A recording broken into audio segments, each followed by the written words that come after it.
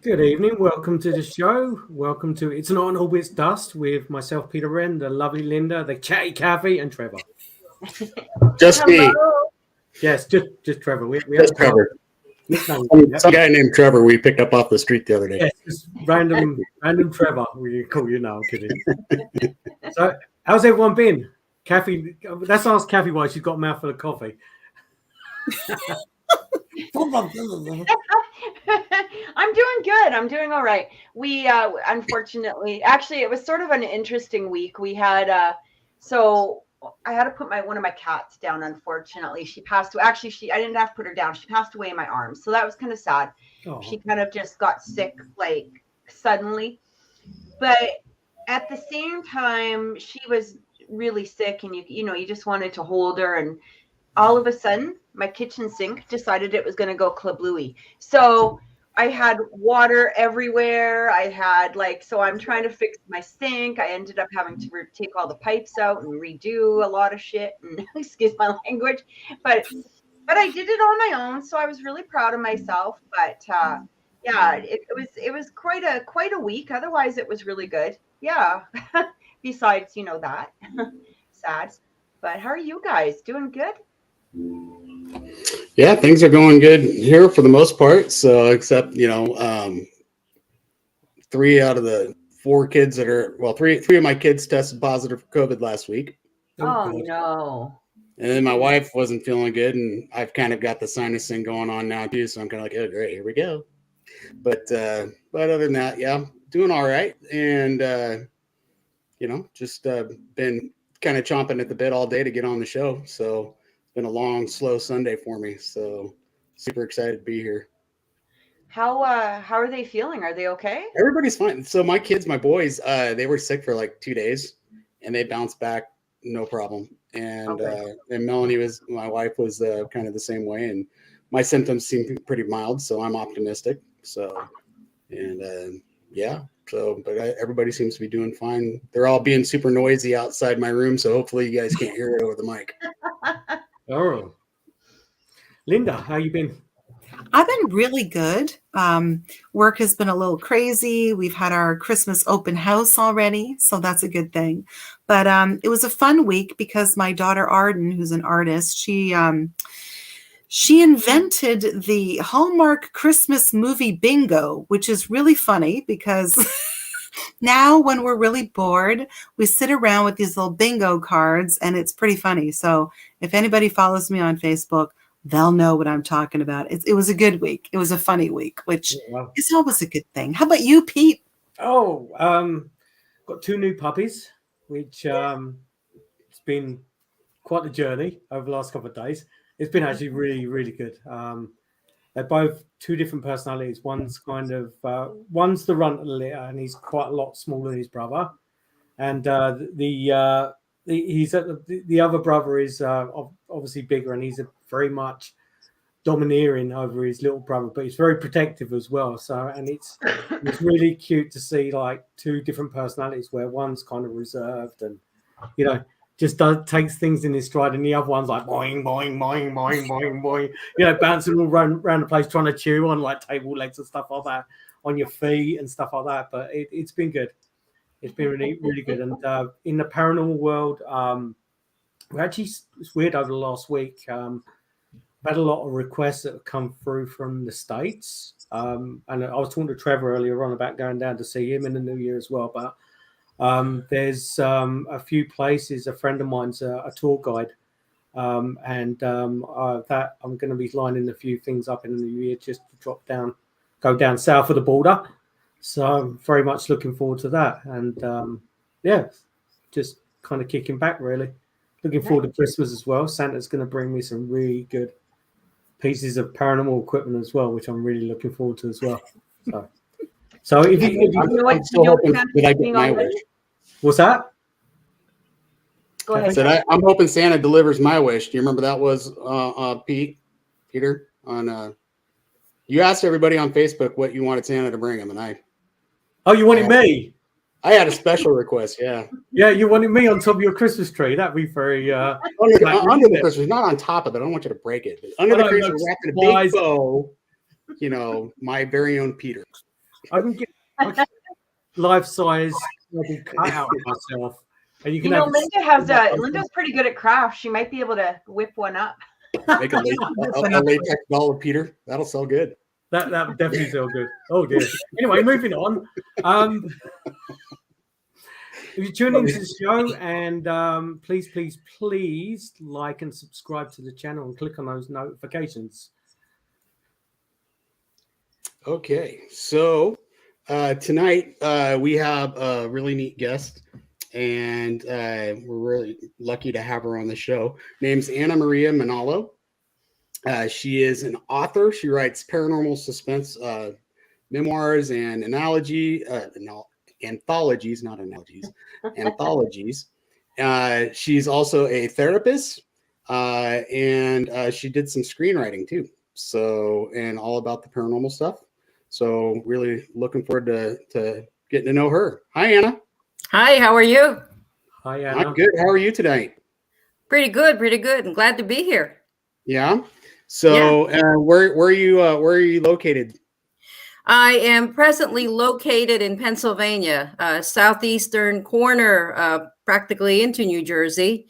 But next to me is New Hope, which has a lot of ghost stuff going on. A lot of ancient, well, not so much ancient, but haunted places. Have you been a lot of your work, or it sounds like most all of your work is based off of personal experiences? Is that correct?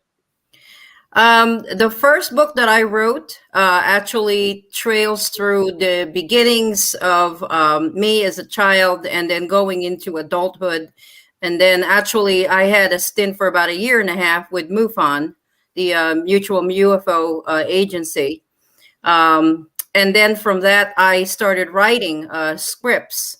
And what I did was I detailed all the cases that I had encountered off and on, from MUFON, from people that just, talked to me, that I encountered in my travels, and I encountered after the show aired that involved a few of the prominent cases from the UFO flap. So that was the first book. The other ones are actually, accounts from other people that I have encountered. They literally just kind of like fall into my space. And then I recount as best as I can their own personal stories. So that's what led me to writing the stuff that I write. That is so cool. What is MUFON? I'm sorry. I'm not sure what that is.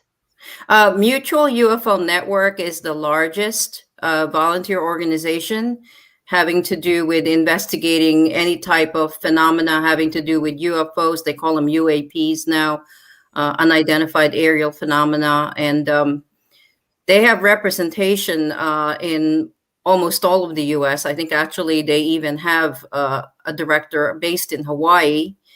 There's also an international equivalent. Actually, Peter in the UK used to be run by Philip Mantle. I don't know if you are acquainted with him, but that was before the British UFO Agency. So it was an interesting story that led me to become one of the investigators, because You'll tell us, right? Quite a few years back, we had a friend who was very interested in UFOs. He was so interested that he decided he was going to actually train to become one of the investigators. We happened to be having dinner with him one evening with his wife, and on his coffee table with this huge binder, a black binder, and I reached for it, flipped through it.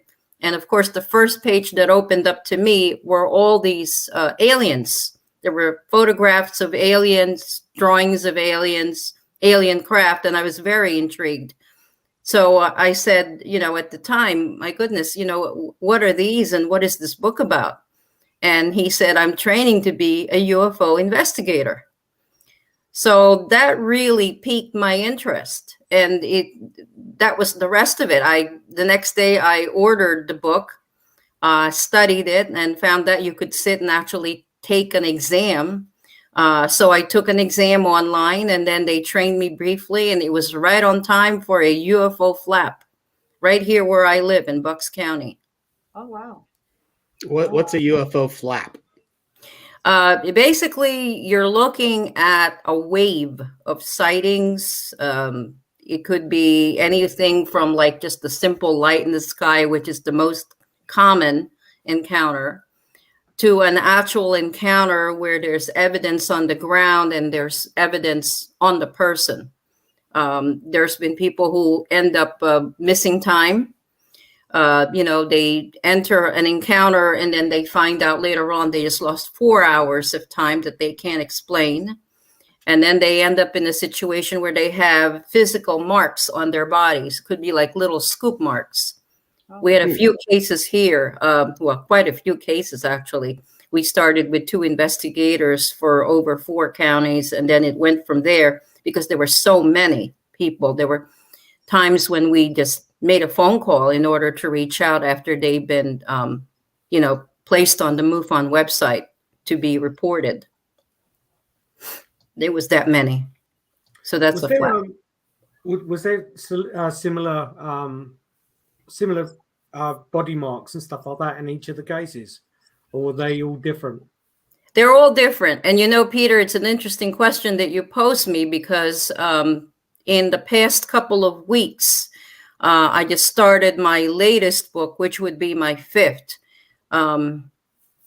It's also in the realm of the paranormal, but it crosses over into, I won't give the spoiler away, but there are cases where she felt that she was being abducted.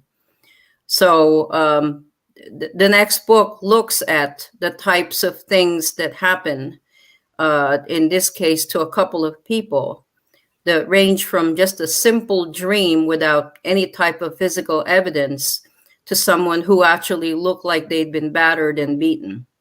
So it really varies on the humanoid that they encounter. It varies, I would say, with the person, how they're perceived, or if they're reacting in fear. These people are just simply picked out of the blue. They don't know why. Sometimes it's generational, where you're going from maybe the parents encountering something for a long span of time, for years and years. These visitors come and go, and then the children are next. And it follows them somehow, whatever those things are, into adulthood. Wow. Wow. That is So there's a lot of people. I'm sorry. Go ahead, Kathy. I was just going to ask, so there's a lot of people with multiple encounters then? Yes. I would say from what I know so far, what I've read so far, and the types of people that I have met that have encounters, some are very reluctant to come forward, but they're increasingly seeing more and more people coming forward and disclosing the kinds of strange encounters that they have. And I'll tell you this, it looks to me like it's a continuum. It's not so much that, here are the ghosts, here are the cryptids, and on this camp, here are the UFOs or the UAPs or the aliens. Yeah. I see them all as one entire multiverse. There's some overlap there. That's interesting. That's really interesting. We've actually had conversations about that, as to whether or not they're all separate, or is there some kind of thread that runs through all of these experiences? Are they related? And it is true, right, Pete? We've had. I was just going to add, because when we interviewed Charles, a friend of mine that lives in Vancouver, and he kind of sparked he sparked that kind of overlap, and it's the various guests we've had of like Charles has seen orbs in the sky and stuff like that, and there's a common theme in relation to like Bigfoot sightings as well, with certain subject experts where they've seen like orbs in forests and stuff like that. They've seen so-called manifestation of orbs before they've heard or not visibly seen anything, but they've something's happened to the environment. And it's also that overlap where the ghost hunter sees orbs and stuff like that as well. So what you're saying, Anna, it looks like that there's a big circle path there, and in relation to all three of those elements, like cryptoids and UFOs and ghosts as well. It's very, very interesting. Was there with all of the people that have come forward over the years with sightings of UFOs, was there like a common theme in relation to what they've seen in the sky? Was it just lights? Was there a familiarity in relation to the shape, or was it what kind of things have come forward on that?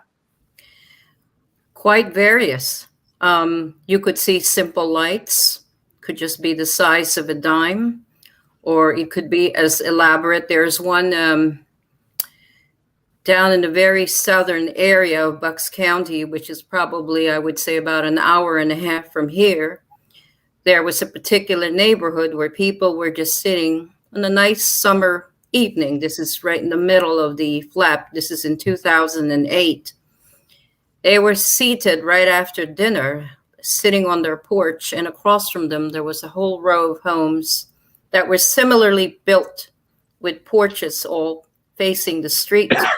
And because this is an older community, everybody knew everybody. And they were kind of just relaxing. You know, you could hear the crickets if you picture this, you know, a little soft wind blowing. And then the next thing you know, this lady looks up, she's smoking a cigarette.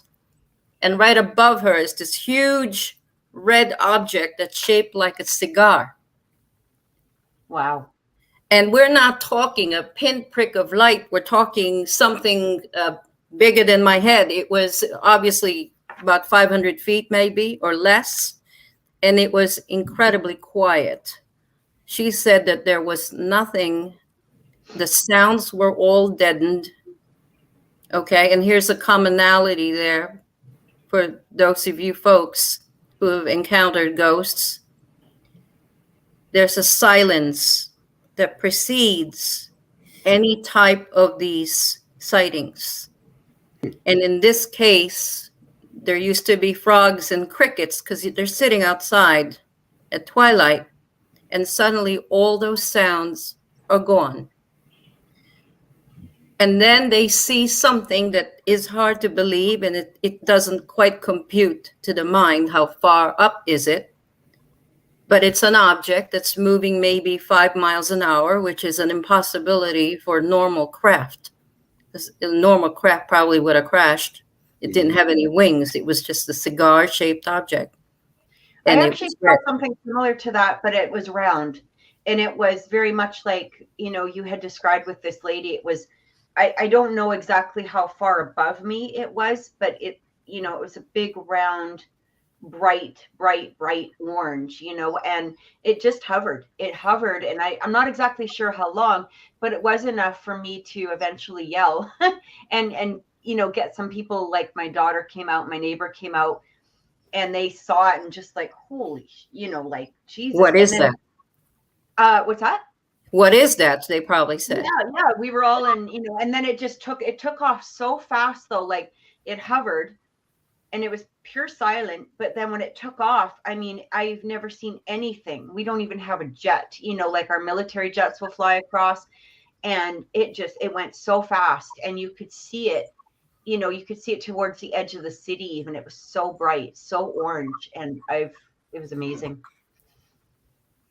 And then you have the kind that, you know, a lot of people, like you said, Cathryn, you can't tell how far it is from you because you have no frame of reference. Right. Yeah.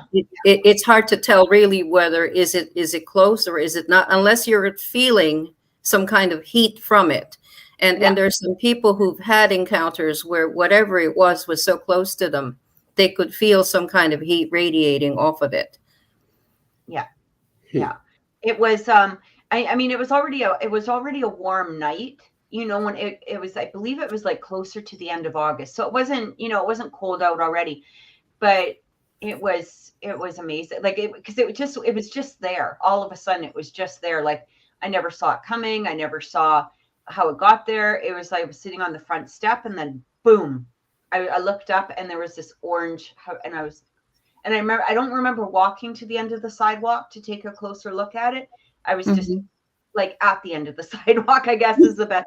I might have been, just, stunned, as I was walking, but yeah, I just, it was crazy. And the funny thing is I was holding my cell phone. Of course, these were the old cell phones. Like, I think it was like the first Samsung, because my son was about 5 at the time. So it's at least 10 years ago. And the cameras on it were crap anyway. But, if I had been more aware, I probably would have been able to take a picture, but you're just so stunned at the fact that you're seeing this thing to begin with. Like, you don't think about it. I know, Trevor, you were going to ask a question. I didn't mean to interrupt you earlier. What were you going to ask? Oh, no. Well, we were kind of talking about the correlation between, paranormal and UFOs and cryptids and things like that. And I was just kind of thinking about, I think there's a lot of belief about interdimensional beings, and then being able to travel through dimensions. We talk about portals, that apparently, that spirits are able to use to go to the locations. And I was wondering if there was ever any correlation between, have you ever heard anything of a comparison like that before, where, interdimensional travel and ghosts and... Well, it's interesting because this most recent book that I'm writing right now delves into that. I actually didn't expect it. It started just as a simple conversation between me and another author. The author you guys already probably heard of is Tom Conwell. He's been, doing conferences and things of that nature for over 20 years. And he used to be a paranormal investigator, looking at ghosts, things of that nature, as his son still is.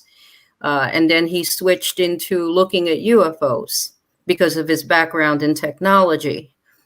He was trying to make meaning of trends and patterns and things of that nature. And then he stumbled upon a woman who lived a few hours away. And it's interesting how Facebook tends to unite people that normally would never have met, as we are tonight. And it leads to some very interesting revelations you normally wouldn't be privy to. So, Trevor, when you talk about an intersection, and I'm hunting for a title for the book, but this is definitely an intersection between something that is an entity and other experiences that tell me that are more of a supernatural, disembodied spirit type of nature. I couldn't quite classify what the person was encountering in the first few times of the conversation, and neither could Tom. We were really at a loss. And as he delved more and more into it, the human mind tends to like to try to classify what they're experiencing, Cathryn, like you're trying to figure out what you're seeing up there. Yeah. We try and grapple it and make it as 3-dimensional as possible because that's where we operate from. We can't really go higher than that. Yeah. Or we would be dead. Okay. So, but that's just my theory. So right now, since we're encased in a human brain, all we can do is categorize and give it a label so that we can make meaning out of it. And this is one of those things where we couldn't quite put meaning into the experience or the reason for why it even began. And that is the crux of this book that's coming out. And I don't have a title for it yet. So if you guys have some ideas, that would be great. Helter Skelter Afterlife Investigation says it's interesting. It sounds like both alien and ghost experiences are met with a choosing. Like, why has it chosen me? And do you find that, like, the people that do encounter the alien to the ghost, like, do you find it's like, is there a mix between them? I think for the most part, by the time I talk to these people, they've already classified it in their mind as either an alien encounter or something that is earthbound, a ghost. Right. I haven't met too many until this particular case where there is an intersection. I've heard of people talk about having sighted Bigfoot and then having, as you mentioned before earlier in the show, Peter, sighted a UFO at around the same time. But ghosts and alien entities, no. What I do notice is that the people who tend to experience these things tend to be a lot more open, or maybe are ready for this type of experience. It's as if you're in a situation where you're being primed to be able to understand or be at the beginning of an awareness. And you have people who appear to be skeptics, and then suddenly they're coming into an awareness of something out there that they've never encountered before, and suddenly they become advocates of whatever it is. You know, it's interesting because when I did see that thing, I had actually just started paranormal investigation. So I was just getting involved with the paranormal investigating and having my own experiences in the house and doing all of this stuff. And when this thing appeared, I mean, I didn't really know what to expect. It was just, I lost you. Oh, can you hear me now? I can hear you, Kathy. Yeah, I can. Is Anna with us? I don't know if she's frozen. Anna, are you frozen? We might be losing Anna. Yeah. I hope it's not aliens. Ghosts. I guess. Hope this show can reconnect here.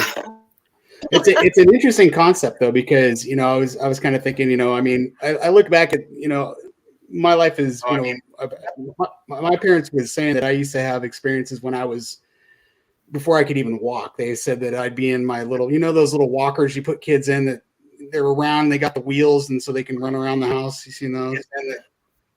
And they used to say I used to watch things flying around me and I'd chase them in the walker, and I'd be zipping in and I'd be laughing and trying to catch these things. And I thought, okay, well, I was just a kid with an overactive imagination. But my parents were like, no, you were seeing things. Yeah. Then later on, when I was about 3 years old, I lived in a haunted house. I didn't understand what a haunted house was, but I used to watch figures walking around our living room at night. And one night, one of those beings was in my room, only it wasn't a dark figure. It was more like I don't know, for better lack of a word, a light figure, but it didn't illuminate anything. And it scared me to death because I was little, and threw the covers over my head and screamed, and Mom came and saved the day, Yeah. And later on I had, well, I don't know there was a UFO. I'd be even embarrassed to tell the story because it's probably nothing, but it's Where are we getting the feedback from? Sorry. Yeah. I don't know, somebody's got Where are we getting the feedback from? Sorry. yeah, I don't know. Somebody's got time out. Are we back? Are we back? Are we good? I love live shows. It's great. Are you still with us, Anna? Are you still with us? You're fading and then coming back and then fading. Can you hear me? Yes, Yeah, we can. hear Yeah. you now. Yeah. We can. It's the Men in Black guys. They're fiddling with this. They don't want anybody to hear it. Yeah, They don't want anybody to know that we're on to them. They don't want us talking about this. That's for sure. I guess anyway, my point is kind of going to the whole, maybe you were chosen, for these visitations and stuff. And, maybe there is something to that, because I know that my mom she'd seen Bigfoot, she'd seen the UFOs, she'd seen the ghosts. I didn't know about any of that until later on in life when I started doing, the paranormal investigating because of the experiences that I've had. Now, I'd never seen Bigfoot, but I had some weird experiences that could only be classified as UFOs. Whether they were or not, I have no idea. But I've definitely seen apparitions. So maybe I think that's a sound theory. Yeah. I think so. I think it is because, you know, you do have there's not everybody. I mean, it's not a common thing, but it's becoming more common. But I'm going to say, like, for the most part, it's not a common thing to see that.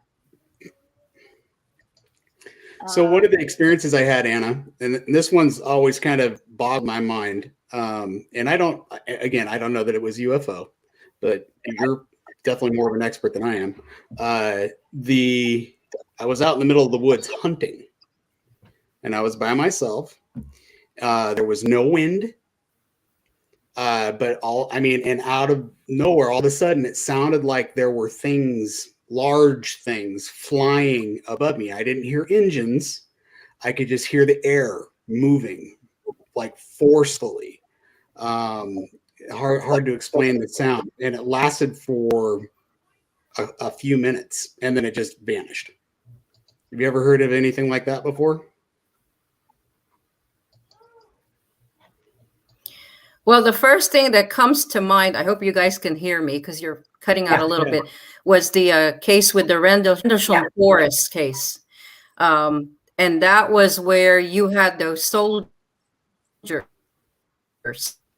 It was at an air base who came upon an object. I mean, from what I understand, it had some kind of writing on the bottom. They got so close to the hull that they got to see some type of symbols all along it. But it was huge light, and they actually were told to go there. So that's the first one that I know of. I read about that from a couple of different points of view. There was a gentleman, I think he was trying to think of whether he was a lieutenant or a general, but he was a prominent figure, Charles Holt, I think his name was. This goes a way back, and this was in the UK, Peter. They had a case where the gentleman was guarding the gate. He had his own account and his involvement about how large this craft was. A whole bunch of them, when they got to the area, one of them actually touched the craft. And supposedly it was levitating. It wasn't even like sitting on the ground per se. And then later on, it left marks on the ground. It was totally scorched. So you have all kinds of evidence, what they would call a CE2. That's their own terminology, close encounter of the second kind. But that's what it reminds me of. That was a pretty prominent case. As far as my own investigation, I don't recall anything where someone got that close, but there is one that was close to here. I'm sorry, you were asking a question? Sorry, no, I was just waiting for an opportunity to jump in there. But I, when I was growing up, I was probably in my late teens. I mentioned it on the show a little while ago that I did have a natural experience myself. And what I remember was that both me and the person that was with me at that time is when that object moved away from us, both of us couldn't hear properly. It was almost like we plugged our ears, like that sound break where that object moved through the air. Like, you know, when you're going over, you're driving over a bump and your ear plugs up and stuff like that. Like, we both had that at the time, and that was the only characteristic for me that stood out. Have you ever heard of that before? Have you ever heard? No, I haven't. I will tell you, though, a couple of cases where I had a woman who was a jogger, and this was around 2009. This story came my way because of a gentleman who, of all places, I was walking out getting some wine.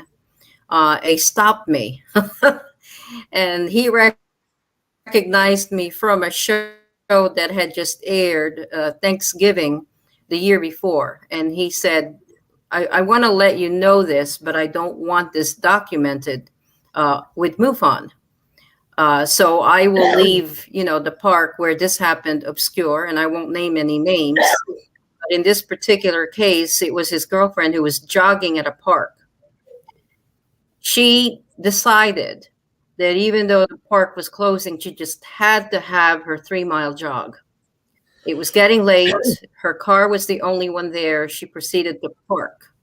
She parked at the edge of a canal, and then she came out of the car, and she was guiding herself by some lights that were inside the park. There weren't many of it, but she managed to go around in a circuit, and on her way back, she saw that there were 2 lights right behind her car. And just like any other normal human being, she would, she thought, okay, I think the police are here because I'm not supposed to be here after dark. So she started to rush. She started to run towards it. And in the process of running towards it, as she got closer, she realized the 2 lights were above her car and not behind. So in effect, whatever that vehicle was up in the air, hovering close to her car.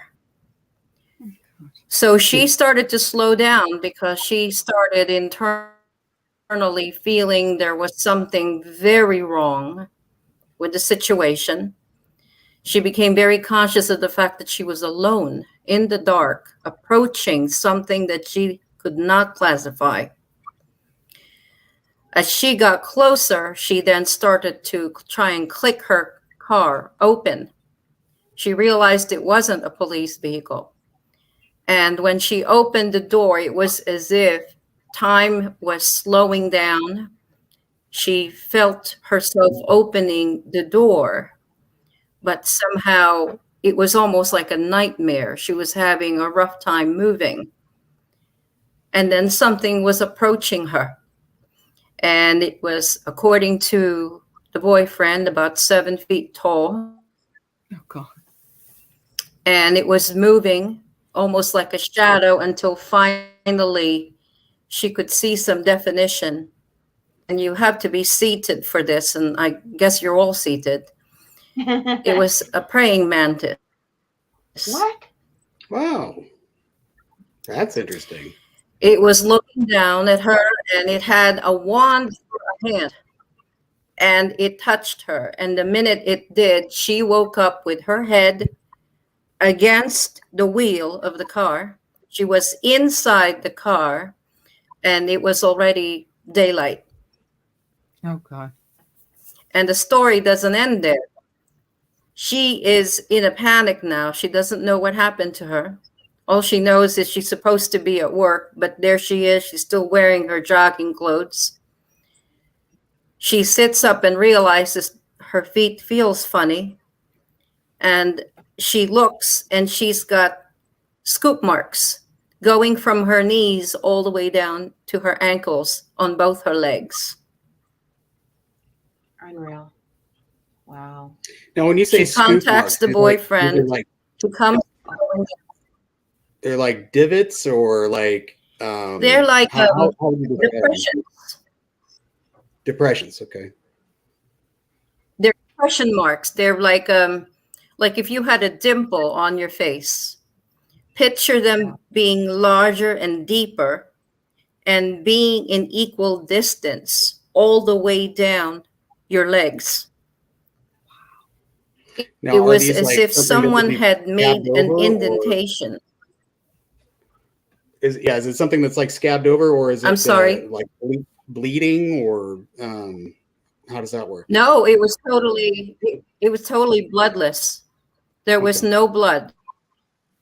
It was just a deep depression on both her legs. She didn't go to work that day. She was very distraught. She ended up going to the doctor. The doctor couldn't classify what it was. And she couldn't explain what she went through. She couldn't tell him what she had seen. Interesting. And it went unreported. Oh, my God. I've never heard of like a close encounter with a giant praying mantis like that. That's a new one for me now, because I've heard the humanoids, and there's actually one of my paranormal investigators has had close encounters with, he calls them the Greys, and to this day he is terrified of the Greys, because he kind of described that same. I think that's a commonality with a lot of these, the sleep paralysis, or they can't move. and things are starting to happen around them and they can't get away from it. Because we hear that a lot in the paranormal field as well. You know, people talk about sleep paralysis and night terrors and things like that. You know, and once again, we kind of I'm drawing back to that correlation we were talking about earlier of how intertwined these things really may be. Yeah. So we had a guest on the show a few months ago, and he went through a childhood experience that he had. Do you remember John Hoyce? John came on the show and he mentioned a kind of character that was on TV when he was younger and stuff like that, and that was his familiarity to it. And there's a psychological reasoning when you see something and your brain can't process exactly what you're seeing at that time, so your brain it maps out something that is familiar to you. So it could be something that resembles a prey mantis, but that was the thing that was focused on her mind at the time. So it could have been similar to that. But that was the thing that she associated to that. So there's a medical term to it as well. But yeah, interesting. We've had also as well about 2 years ago, I interviewed a very good friend of mine from the UK as well as a part of a UFO society back over there, and there was multiple claims at one point of aliens that have the characteristics of beetles and insects and stuff like that because of the same thing as well. They had antennas and stuff like that as well. So there's a correlation there for sure. Anna, have you had your own personal experiences?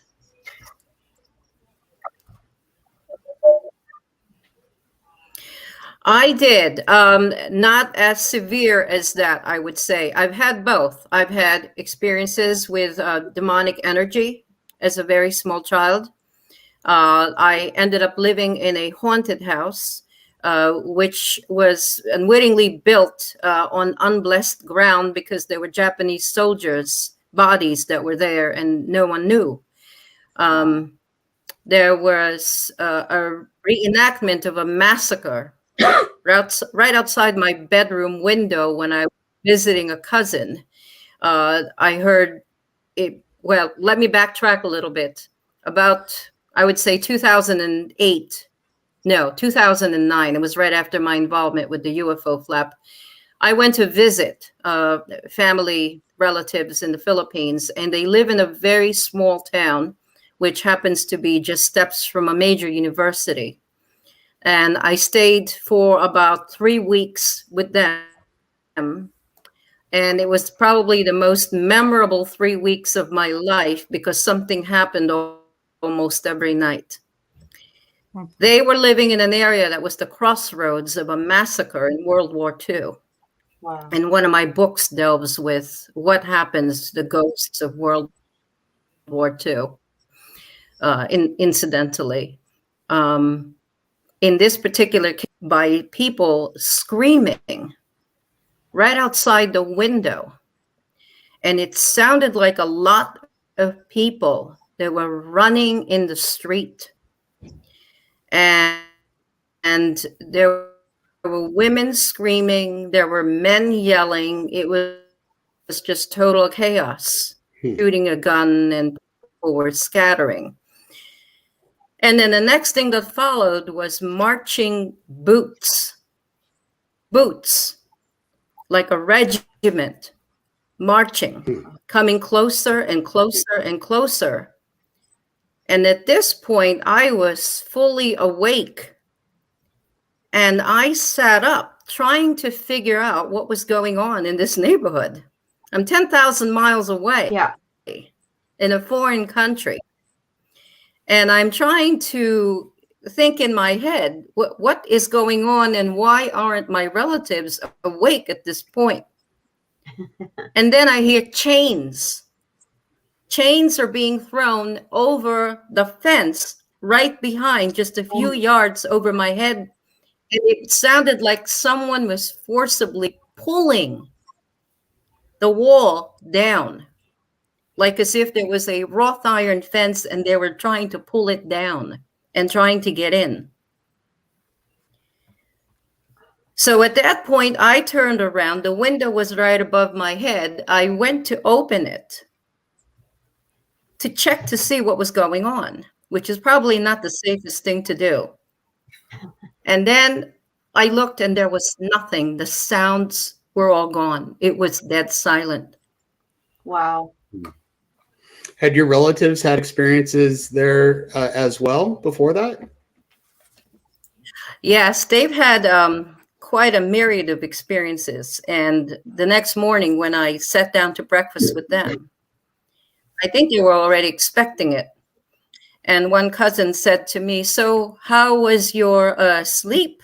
Did anyone visit you?"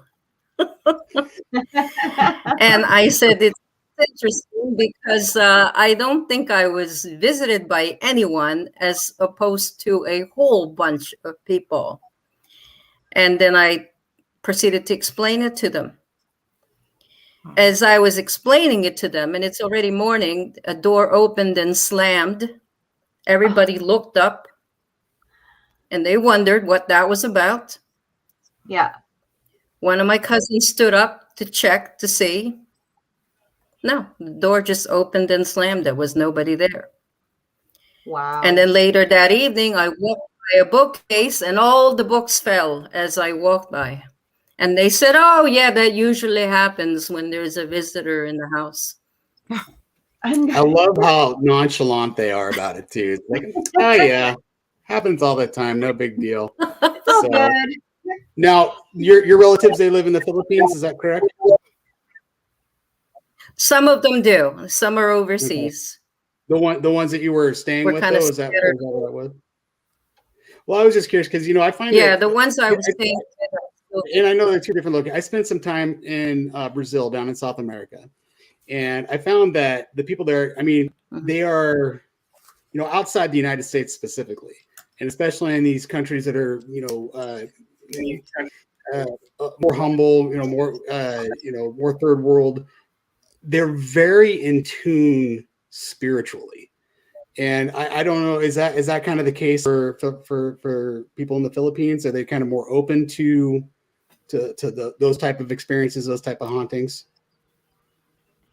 They tend to be, I think, because it's probably one of the most haunted countries in Asia, because it's seen a lot of violence. And this is my theory. I think that when you have earthbound spirits, when you have people whose lives are cut off short by violence, they tend to stay in the earth. And some of them probably don't even realize that they're dead. So they continue to walk around as if, nothing has happened. Mm-hmm. And they keep reenacting the terror that what they went through that led them to die. But this is one of those places that was very haunted because there was a lot of tortures that were also done in the vicinity of the university, including the university gym. So people there just kind of like take it off the cuff. "Oh, yeah, I saw that disembodied head the other day. Did you see that? Oh, you should go upstairs to, there's a basketball court up there and nobody uses it anymore." Wow. You see, I really like that. I wish more people were like that. They can just accept things that they see and not try to rationalize it out. Because I think if more people could be like that, we could start figuring some of this stuff out a little easier. I agree. I think, definitely. That's really true. Well, you talked about experiencing a demonic entity when you were a child. Nowadays everybody says that everything's a demon, but you actually experienced that. Mm-hmm. I mean, what was that like? When I honestly, that is something that I wanted to ask you from like moment one. That must have been terrifying. It's not something that you shake very easily from your life, because this was something I wrote in the very first book. At the time, I was working as a school counselor in a public school. And because people were very conservative, as you all know, in that type of environment, I even went so far as to write in a pen name, and I didn't use myself as being the center point. I referred to the person in third person. This happened in a hamlet just about 50 minutes from Manila. And it was my father who was infested in this particular case. He first saw it when we first moved, and I was only an infant. I was about maybe a year when we moved into it. So this is all being told to me by my grandparents and my mother having firsthand witness of the creature that was infesting the home. Supposedly, it folded out of a tree. Oh. I'm sorry? Oh, I said I had the chills when I It was folded listening. out of a tree. No, yeah. Well, this is also very uncanny, Peter, because every time I talk about this one in a format such as this, something prevents me and I get cut off. So if we get cut off, it's probably because it doesn't want to be told. But I will try and tell it as quickly as I can, as succinctly as I can. It folded out of a tree, and if you recall the Mothman prophecies, Yep. that's how it resembles as a figure. If you recall Jeepers Creepers close up, that is what my mother reports the creature to appear face-wise. She said it had the face of a goat and the eyes of a cow. And when it looked at you, it looked like it was going to eat your soul. Oh. And this thing manifested itself at twilight, practically every night. My father was a writer like myself, but he did it freelance and he did it full time. And his study was where that thing would appear. And the window went from one end of the room to the other and all the way to the ceiling. And this creature covered the entire window. Wow. And according to my mother, it had a wingspan over 6 feet. It was the wings of a bat. How did we know it wasn't Mothman, or maybe perhaps even an alien, is the next question I was asked. But I will tell you this. One particular evening, we had a live-in maid. She started screaming because she walked in to give him some coffee, unexpectedly encountering the creature, clinging to the window and looking down at my father, who was immobilized. She ran out, went down the steps. My mother ran up. She opened the door, and there the creature still was. She went to the other side of the room and grabbed the cross. This is a Roman Catholic country. Walked over to the creature, and she's very courageous, and faced it with the cross. It just reacted itself, covering itself like a vampire, shielding its eyes from the cross. And then it proceeded to effervesce down towards the bottom of the window and out. So she succeeded in terrifying it with a symbol, a religious symbol. Well, I think so that's my faith too, that she had to face such a creature. You know, I think that's 90% of it, is that strength that she showed, that willpower to stare to, I mean, that she had the wherewithal to do that to begin with speaks volumes about the strength of your mother. That's amazing. And yes, but you know, it makes me it still drives me nuts when I watch some of these ghost hunting shows, you know, and every little click and crack and they hear is a demon, and clearly they have no clue what they're talking about. It's a very insidious feeling. It's a feeling, I am told, that is akin to someone passing away very close to you suddenly. You're permeated by a sense of hopelessness, complete with menace and just sheer terror. She felt compelled to save him because he had been talking about this sighting for months and months. And this is the first time that two people actually had seen it. Right. They didn't quite know what to do. So the next phone call she made was to her mother, my grandmother, and they called in a priest. The priest came 2 weeks later and he fled. He did not want to stay.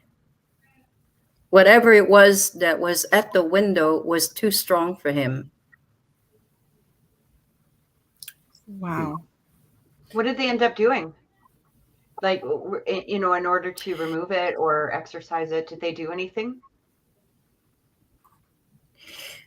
I think that when these things appear, they have one of two objectives.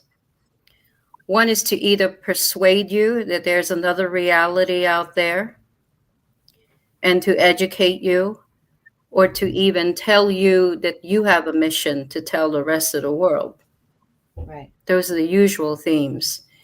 But then there's the other kind where they want to destroy the person. For some reason, they see this person as a challenge. Spiritually, this person is just something that they think is almost like a feather in their cap if they were able to destroy him. In this case, it was my father. So it's sad to report several months later, the creature did get to my father. My father committed suicide.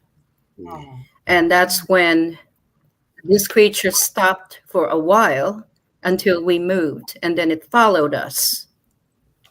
But its duration was short when it followed us over to my grandmother's house. Within weeks, it dissipated. For some reason, there was something there that repelled it. Wow. Oh, I'm so sorry about your father. That must have been really hard, especially knowing what may have been the cause of, his, to make him do something like that. That would have been very difficult. Unbelievable. I think it was a combination of him trying to figure out what to do to get rid of it. It caused a lot of menace in the family. There was a lot of arguments. He also could no longer sleep because it was talking to him telepathically and telling him, once you sleep, I will take your soul. Right. I don't know, Trevor, if you've ever come across any cases like that, where you have a very insidious influence. Not that extreme. I get a lot of, not that extreme. I mean, I have cases of people who are unable to sleep because they're having sleep paralysis and things like that. But I haven't had anybody talking about being communicated with telepathically or hearing those voices that that they're going to lose their soul. Thank goodness, because I'd be like, okay, here we go. It's so fortunately rare, and the problem I think that we have though is that we have this overwhelming misinformation being given out about what a demonic haunting is and what those signs are.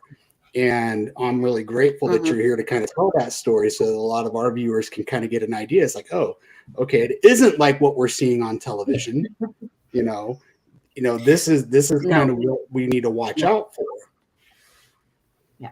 Brilliant. I don't know if you recall the movie The Exorcist. Mm-hmm. That's based on a real case. And to me, it comes pretty close to what happens to people. What happens to the people that are around them, the clergy that ends up getting impaled. I'm trying to remember segments of the story. It could be I'm mixing it up with something else, but there's a lot of truth to that particular film, which is not exaggerated. The Conjuring is also based on a case. I think it was something from Lorraine and Ed Warren. Mm-hmm. There are some cases in there that have merit. Yeah. The Amityville, I don't know. I know it was also one of their cases. How much they dramatized it and exaggerated it, I couldn't tell you. Yeah. But these things are not fun. And, when I talk about haunted objects in one of my other books, it's a cautionary tale. What happens when you encounter one of these things and you don't realize what you just purchased or what was put on consignment in the case of these 4 people in their shop.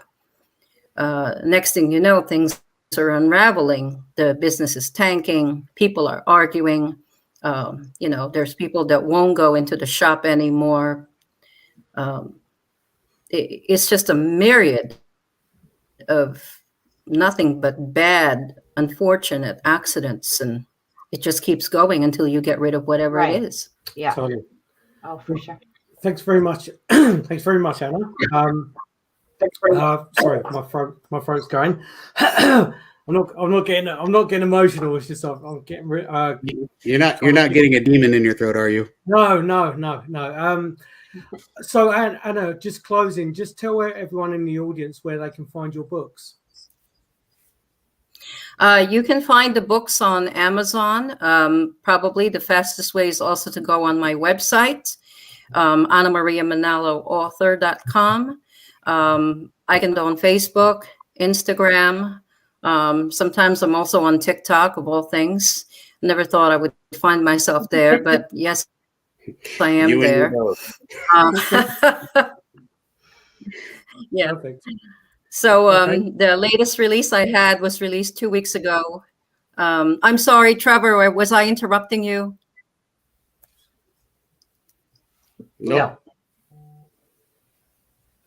Okay. No? Okay. I don't know if you can hear me. I'll just shake my head. No, keep going. You're good. I think there's just a delay. Oh, okay. There's My a bit of a lag. The latest one is called Unholy Structure. And Unholy Structure is also available on Amazon. So they're all there. Perfect. And they have really good ratings. So if anybody likes Amazon ratings like I do, they're rated very highly. So definitely check them out. Yeah. And just to add to Anna as well, my 3 books are under the same publisher as well, and they are freely available on Amazon as well. No, I'm only joking, Anna. Thanks very much for tuning in, guys. We'll be back next week with another show, and have a great week, and we'll catch you next Sunday.